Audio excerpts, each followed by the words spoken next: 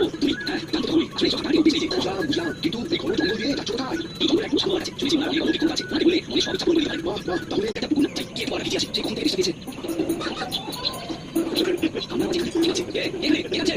এই তুমি আছো কেন? কে তুমি কি হয়েছে তোমার? আমি বাজারের রাজা, আমার কোনো দিকে আমি কিছুই দেখতে পাচ্ছি না। কেন তোর কাছে কি আটকে আছে সেই কবে থেকে? খুব ব্যথা করছে, খুব ব্যথা, কিন্তু কই রে? এই জঙ্গলে কি করছো? আমি বললাম এই মনে অলৌকিক ক্ষমতা সামনে থাকে, ওনার সাথে দেখা করতে যাচ্ছি। শুনেছি তুমি সবার মনোকামনা পূর্ণ করে দেন। তাই নাকি? জানিও নাকি আমিও এই অঞ্চল থেকে করতে যেতে চাই। বেশ জানাবো, এখন চলি। প্রণাম সাধু বাবা। বল বল, কি চাই তোর? আগে বাবা, আমি অনেক অনেক হতে পারি। বেশ বেশ বেশ, আর কিছু? না, আমার আর কিছুই চাই না। তবে আসার পথে এক জাম গাছ আর মাছের সাথে দেখা হয়েছিল। ওদেরও যদি একটু সমস্যার সমাধান করে দিতে পারতেন।